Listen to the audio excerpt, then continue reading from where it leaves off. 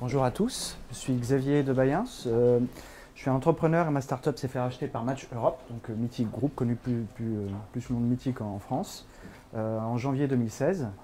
Et aujourd'hui, notre équipe est une équipe axée sur l'innovation et on travaille spécifiquement sur le projet chatbot qui s'appelle Ara Mythic, dont je vais vous parler, et plus généralement sur les problématiques d'AI un petit peu connexes. Et aujourd'hui, en fait, notre chatbot parle à près de 400 000 personnes par mois dans 10 langues. Je pense que ça a été évoqué ce matin quand on travaille sur le chatbot. Plus on y travaille, plus on essaye d'être humble par rapport à ça, parce que c'est très difficile de faire parler une machine. Il y a des astuces pour engager l'utilisateur que je vais essayer de vous partager. Au terme d'intelligence artificielle, je préfère parler d'intelligence conversationnelle, parce qu'intelligence artificielle finalement intervient relativement peu dans le sens mathématique du terme, dans les chatbots. On parlait beaucoup de design, effectivement le design est important. Moi j'aime beaucoup le mot de contexte aussi, qui est un des mots-clés sur lequel on essaye de s'appuyer pour essayer de faire en sorte d'avoir une expérience la plus personnalisée et la plus engageante possible pour l'utilisateur. Voilà. Donc le groupe Match auquel on fait partie, donc nous on dépend de la division européenne du groupe Match, qui est le leader mondial de la rencontre, avec des marques comme Tinder, Match, OkCupid, Mythic, également des marques très fortes en Asie. On est présent dans près de 190 pays, 45 marques, plus de 60 millions de MAU. Donc c'est un terrain de jeu très favorable pour des gens qui travaillent sur des chatbots d'intelligence artificielle, parce que vous savez que plus vous avez de trafic, plus vous pouvez rapidement faire des erreurs, donc progresser. Donc c'est très intéressant et pour nous un vrai honneur et une vraie chance de travailler dans un groupe comme celui-ci. Et donc le projet sur lequel on travaille, voilà, aujourd'hui il est basé en Europe, on est dans 15 pays, dans 10 langues. On a à peu près 350 000 utilisateurs actifs par mois. L'utilisateur actif, du coup, c'est quelqu'un qui a parlé, qui a dit au moins une phrase, enfin, qui s'est engagé au moins une fois avec notre chatbot. Et on a, notre chatbot, Lara, a permis la création de près de 400 000 comptes pour le moment sur l'ensemble de l'Europe. Alors, qu'est-ce qui fait notre chatbot? L'idée, c'est un petit peu de partager avec vous les différents cas d'utilisation. Et avant ces cas d'utilisation, la question c'est où est-ce qu'il se trouve? Alors, il y a trois grandes familles en fait aujourd'hui, trois grands canaux sur lesquels notre chatbot se discute. Le premier, c'était Facebook Messenger, puisqu'en 2016, Facebook Messenger a ouvert sa plateforme à des marques pour permettre à n'importe quel développeur de lancer son chatbot et de s'engager avec les utilisateurs. Donc ça a été le premier canal chronologiquement qu'on ait lancé. Il y a à peu près 2 ans, plus de 2 ans. Le deuxième, c'est toutes nos apps mythiques, apps et sites. Aujourd'hui, par exemple, si vous êtes sur l'app iOS ou l'app Android, vous pouvez secouer votre téléphone, ça fait apparaître Lara. Donc là, on a développé notre propre client web et notre propre client, c'est d'une web app en fait qui s'ouvre sur tous nos canaux. Et qui nous permet d'avoir un peu plus de contrôle. On a rajouté un petit bouton micro, un peu à la WhatsApp, on peut nous-mêmes un peu customiser. L'idée est de ne pas trop s'éloigner de l'ergonomie Facebook pour pouvoir avoir une seule et même finalement IA qui s'adapte à tous les différents canaux. Le plus, parce que si vous commencez à faire une intelligence conversationnelle ici, une là, vous faites quelque chose qui n'est plus du tout maintenable. Donc l'idée c'est quand même d'essayer d'avoir des standards qui se retrouvent dans les différentes messageries. Et le petit dernier dont je vous parlerai un petit peu plus tard, qui sont les smart speakers, parce qu'on est présent également sur Google Home. Alors c'est effectivement celui qui est souvent le plus cité parce que c'est un peu impressionnant, c'est pas celui qui fait le plus de trafic, loin de là. En revanche, je vous l'expliquerai, c'est un projet d'innovation intéressant pour nous parce que ça nous permet de comprendre et d'essayer de comprendre et d'apprendre les usages sur ces nouveaux canaux. Alors le premier cas d'utilisation, c'est un cas qui dans la rencontre est très important, c'est le cas de l'acquisition. On est un des rares business dans le monde dans lequel un client satisfait est un client qui s'en va. Donc l'acquisition fait partie intégrante de notre business model. Donc là, on a lancé. Alors on est loin de l'intelligence artificielle, on est vraiment sur de la pure ergonomie conversationnelle déterministe dans lequel, là vous le voyez, on va proposer à l'utilisateur de créer son compte en lui posant des questions. Donc finalement, c'est comme un formulaire d'inscription, sauf que c'est sous la forme d'une discussion. Donc ça, c'est assez basique, on va lui proposer des choses et il se trouve que ça a marché et ça a même très bien marché pour des raisons qui sont très diverses, mais c'est totalement contre-intuitif puisque c'est plus long de passer par une ergonomie conversationnelle que de passer par un formulaire d'inscription, beaucoup plus long. Et pourtant, c'est beaucoup plus efficace en termes de conversion. On génère plus de 25 000 registrations par mois et voilà, on a permis via ce canal, nous, de faire une croissance de 23%, pas sur Mythic, hein, sur les canaux d'inscription que l'on gère nous directement. Et aujourd'hui, ça marche bien et c'est pour ça qu'en fait, on a pu continuer. On essaye beaucoup de travailler sur des choses complexes, le contexte, les requêtes ouvertes, etc., etc.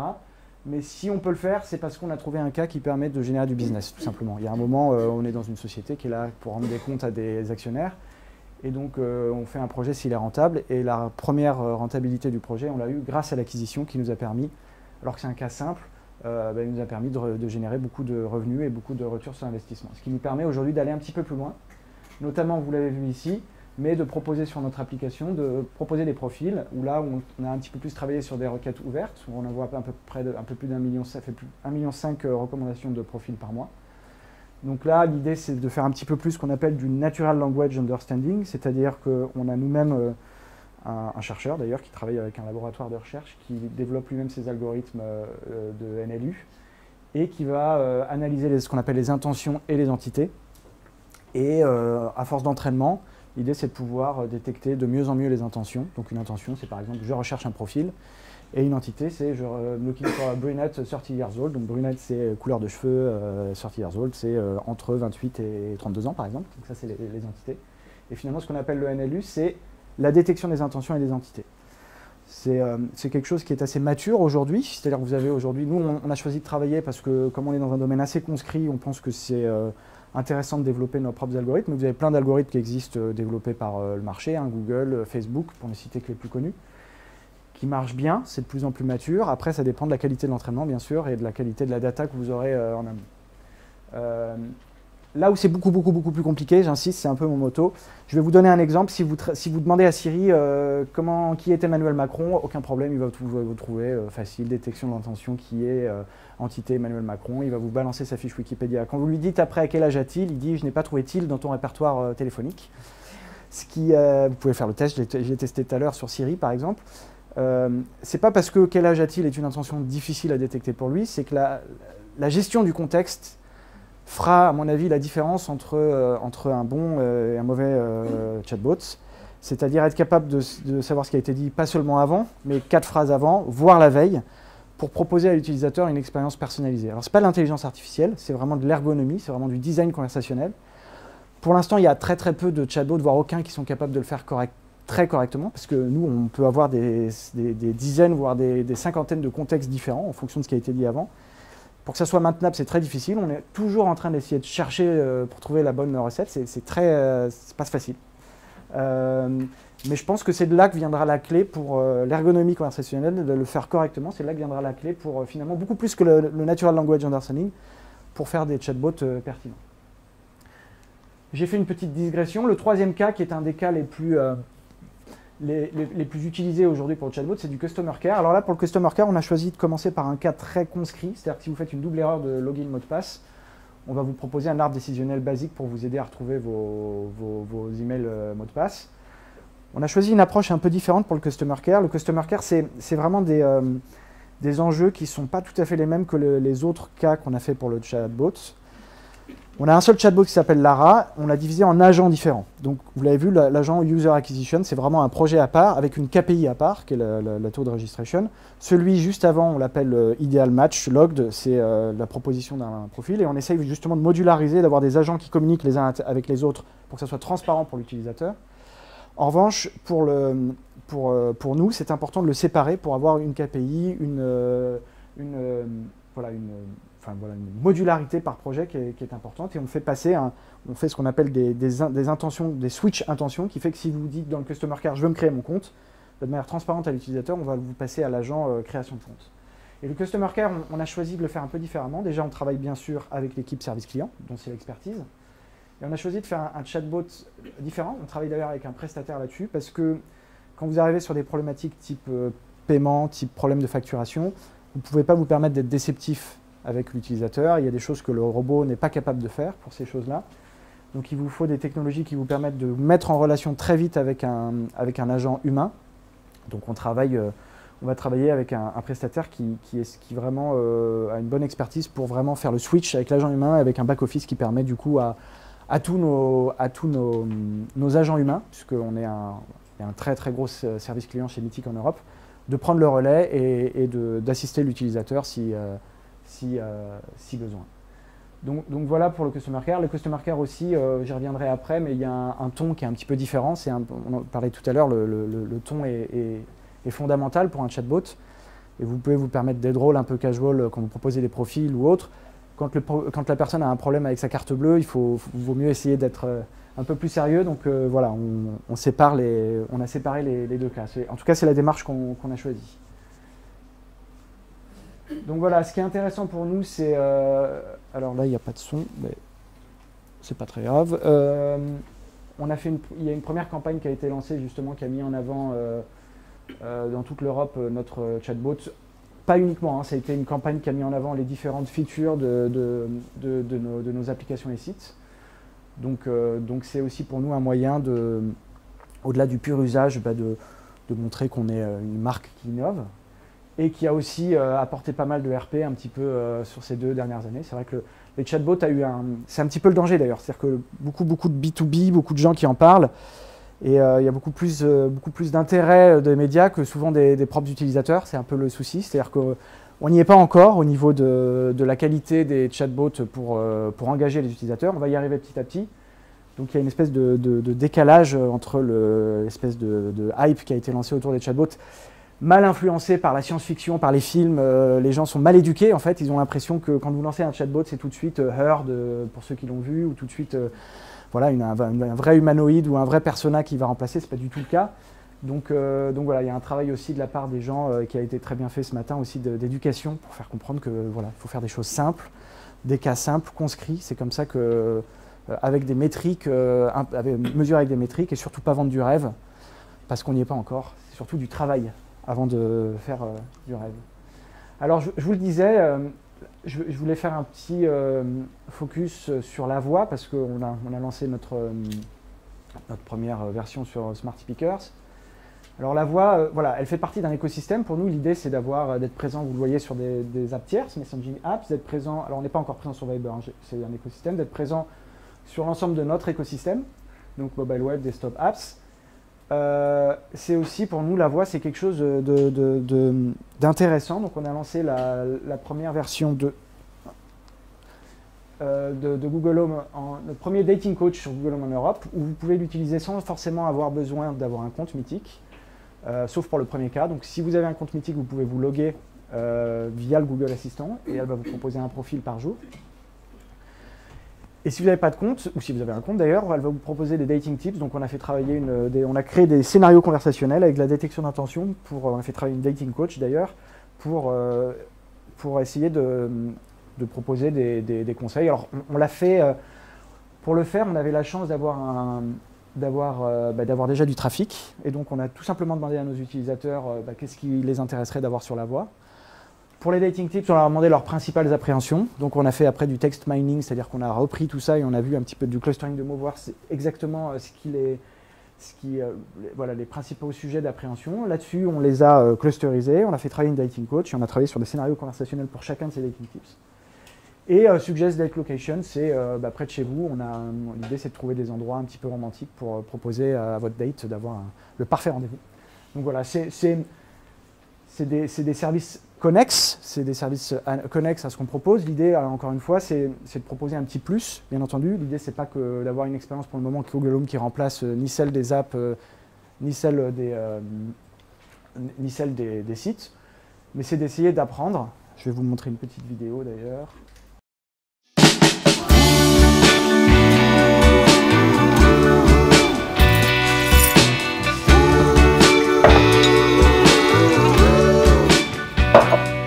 Ok Google, parlez avec Lara de Mythic. Salut, tu es connecté à Mythic. Veux-tu une suggestion de rencontre? Lara, c'est la première coach de rencontre disponible sur Google Home. Elle me propose les profils qui ont le plus de chances de répondre à mes attentes. Génial, non? Oui, je t'écoute. Aujourd'hui, j'ai sélectionné Rémi, 35 ans, qui habite à Paris. Je t'envoie son profil par SMS. La voix, c'est quelque chose d'intéressant parce que en fait, c'est un des cas les plus difficiles quand vous développez. C'est extrêmement compliqué. Pourquoi? Parce que quand vous êtes dans l'écrit, vous avez le principe de fallback. C'est-à-dire, quand vous ne comprenez pas, bah, vous balancez un menu avec différents boutons. Vous pouvez dire plein de choses avec plein de boutons différents. Donc, c'est, entre guillemets, facile de retomber sur ses pattes. Sur la voix, ce n'est pas possible. Vous ne pouvez pas dire « je n'ai pas compris ce que tu as dit, si tu veux faire ça, dis ça, si tu veux faire... » C'est impossible, vous avez 300 caractères maximum. Donc, ça vous oblige, en quelque sorte, à comprendre les intentions et à essayer d'être très bon pour la détection des intentions, le tout dans une conversation fluide. Donc ça nous oblige. Je vais mettre la slide après. Je crois que c'est bloqué. Voilà. Donc quelque part, c'est assez compliqué. La deuxième chose aussi dans la voix qui est intéressante et qui est aussi un challenge et qui dépend plutôt des constructeurs, c'est qu'aujourd'hui, si vous regardez le top 3 de ce qui marche dans la voix, ben c'est premièrement la musique, c'est normal, Deezer, Spotify. Deuxièmement, le météo. Et troisièmement, le timer pour faire cuire ses œufs. Donc c'est les 3 cas les plus utilisés, ce qui n'est pas très étonnant parce que c'est des cas qui s'autosuffisent avec le son. Dans la majorité de nos business, notamment la rencontre, le son n'est pas suffisant, vous avez besoin de l'image. Et pour l'instant, ce que proposent les constructeurs, que ce soit Google ou Amazon, ne marche pas très bien. Alors vous pouvez passer du Google Home au Google Assistant avec une image qui s'affiche. On l'a mis en place, très honnêtement, ce n'est pas du tout au point pour le moment, notamment sur iOS, ça ne marche pas très bien.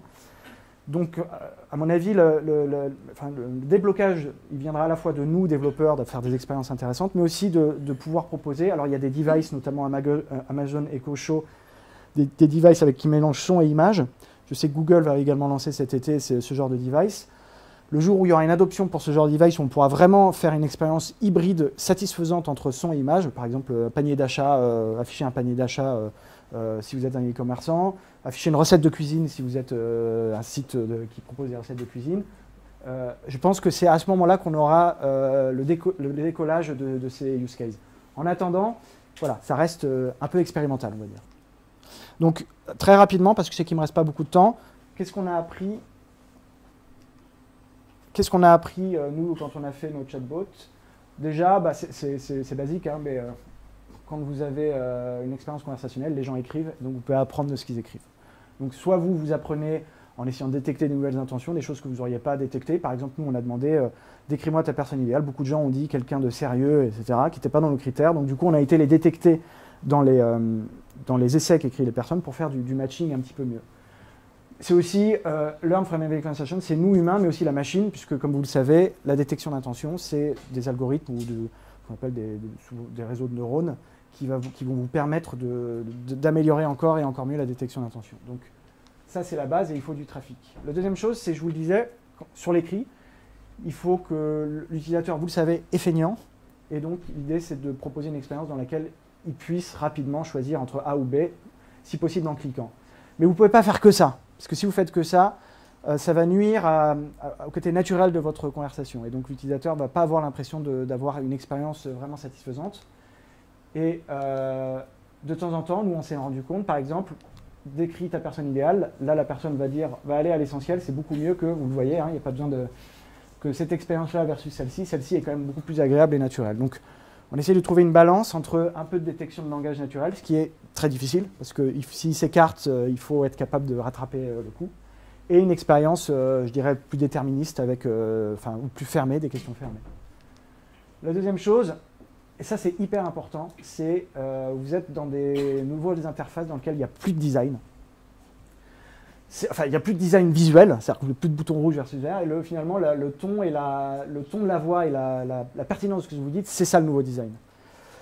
Nous, on a fait par exemple des A/B tests où on s'est rendu compte que quand une Lara est un petit peu plus drôle, eh ben, en termes d'acquisition, c'était 10 à 15% plus efficace. Donc c'est vraiment, je vous le soulignais tout à l'heure, le ton, quelque part, c'est pas ce qui est le plus compliqué. En revanche, l'impact peut être très intéressant. Donc c'est important de travailler ça bien. Nous, ce qu'on croit, c'est que voilà, les chatbots sont là pour rester, avec 2 enjeux, c'est à bien séparer, c'est le Natural Language Understanding, c'est comprendre une intention. Et là, si vous voulez que ça marche, vous avez besoin d'avoir de trafic. Si vous n'avez pas de trafic, ça sera pas possible, et il faut être patient. Et le deuxièmement, c'est l'ergonomie conversationnelle. Je vous le disais, je prenais l'exemple de Siri. Pourquoi ils n'y arrivent pas? Parce que Siri, par définition, le champ des possibles est infini. Je prends l'exemple d'Air France qui a fait un chatbot super bien uniquement sur le bagage. Et donc, du coup, comme ils sont sur le bagage, ils ont un champ des possibles qui est beaucoup plus étroit et donc qui permet finalement de gérer plus facilement les contextes. Donc, il faut à la fois avoir beaucoup de trafic et également, le plus possible, trouver un cas qui sert à vos utilisateurs. Il faut que l'utilisateur soit au centre. Donc, qu'est-ce qui est utile pour les utilisateurs? Et le construire le plus possible, au moins au début, quitte à l'ouvrir petit à petit. Il y a des nouveaux jobs qui vont émerger, donc des data scientists spécialisés dans le Natural Language Understanding, des chatbot UX designers. Moi, j'en ai embauché une, donc c'est très compliqué. Quel va être ce métier de demain? C'est déterminer comment tel contexte va influencer. C'est vraiment des arbres de décision à plusieurs dimensions qu'il faut... donc là, on essaye un peu de savoir comment ce job va être demain, mais on y travaille. Et bien sûr, des chatbots copywriters, c'est-à-dire des gens qui vont être capables de faire un ton cohérent et engageant. Voilà. Ce qui est intéressant aussi, c'est que vous allez avoir un bot, et nous, on travaille pour le maximum factoriser le code et factoriser les agents pour que ça soit les mêmes sur nos apps. Sur la voix, c'est un peu compliqué, parce que vous ne pouvez pas mettre de boutons, d'emojis sur la voix. Donc, c'est un peu plus compliqué de factoriser, mais au moins, par plateforme, nous, par exemple, pour tout ça, on a un seul agent, et pour tout ça, on a un seul agent, et pas besoin de le dupliquer. Sinon, vous n'en sortez pas. Et pour finir, alors, ça, c'est une question ouverte. Il y a ce qu'on appelle les metabots, c'est-à-dire que Amazon, Google, Facebook même, ça date un peu. Ils ont décidé d'arrêter, je crois. Enfin, je ne sais pas si c'est officiel. Mais ils proposent finalement que vous ajoutiez vos actions chez eux. Et eux, en fait, ont la vision d'avoir une espèce de, comme l'App Store, en fait, quelque chose qui agrège un peu tout. Ou est-ce que la vision, c'est d'avoir finalement gardé des apps? Je vous recommande d'ailleurs, j'ai téléchargé hier une app qui s'appelle Meet Frank, en un seul mot. Et finalement, cette app, c'est une app pour trouver du boulot, c'est-à-dire que vous remplacez du boulot, qui est une blague européenne, mais qui a levé un peu d'argent, et c'est finalement une app, vous l'ouvrez, ce n'est qu'une ergonomie conversationnelle. Vous discutez via une ergonomie conversationnelle, et vous avez quelques boutons autour si vous voulez naviguer et voir des choses. Donc c'est intéressant parce que l'ergonomie conversationnelle devient le cœur. C'est plus annexe, c'est le cœur, et finalement, le reste devient annexe. Donc, est-ce que ça sera des apps dans lesquelles l'ergonomie conversationnelle sera au cœur, ou est-ce que ça sera via des agrégateurs type Google Home ou Facebook Messenger? J'en sais rien. Je pense que personne n'a la réponse, mais en tout cas, c'est clairement une période qui est passionnante pour nous tous. Voilà, je crois que je suis dans les temps. Je finis juste, si vous voulez, si ça vous intéresse, moi je serais ravi de répondre si vous avez des questions plus tard sur si vous voulez faire des partages d'expérience. J'ai pas mis mon mail, mais vous tapez Xavier Mythique LinkedIn. Je crois que je dois être le premier lien si vous voulez m'ajouter sur LinkedIn. Avec plaisir pour échanger après. Ok. Alors il y a plusieurs questions, il y en a eu 5. On a peu de temps, donc on va essayer de sélectionner 2 questions. Alors, soit non, allez-y. Sinon, alors, une question qui nous paraît intéressante. Comment gérez-vous l'historique de conversation d'un canal à l'autre? En fait, le fait que ça soit d'un canal à l'autre, ça ne change pas grand-chose, en fait, puisque, comme je vous le disais, nous, une conversation, qu'elle soit sur Google Home ou sur Facebook Messenger ou sur notre canal, finalement, c'est le même système d'information derrière, qui stocke de la même façon. Donc, finalement, on n'a pas à le gérer, c'est l'intérêt, en fait. Ok. Une autre question. Quel conseil donneriez-vous à une société qui veut se lancer dans un chatbot? Commencez simple, très simple. Commencez avec un cas qui intéresse l'utilisateur, qui soit utile pour l'utilisateur. Ne le faites pas pour faire plaisir à votre directeur de la com ou pour avoir un petit papier dans stratégie, ça ne sert pas à grand-chose. Faites-le vraiment parce que ça répond à un besoin de vos utilisateurs et commencez vraiment très simple. Et deuxièmement, pensez dès le premier jour à la source de trafic. Parce que si vous lancez votre chatbot sans que les gens soient au courant, ça ne va pas servir à grand-chose. Donc par quel canal je le mets en avant? Sur mon site, sur Facebook Messenger. Si c'est Facebook Messenger, comment je fais en sorte que les gens soient au courant? Et si vous avez ces deux choses-là, allez-y. Essayez pas de réinventer la roue, travaillez avec des prestataires, travaillez avec des gens dont c'est le métier. Éventuellement, si vous avez plus d'ambition plus tard, vous pourrez développer vos propres choses, mais allez-y simplement. Ok, très bien, merci. Merci. Encore.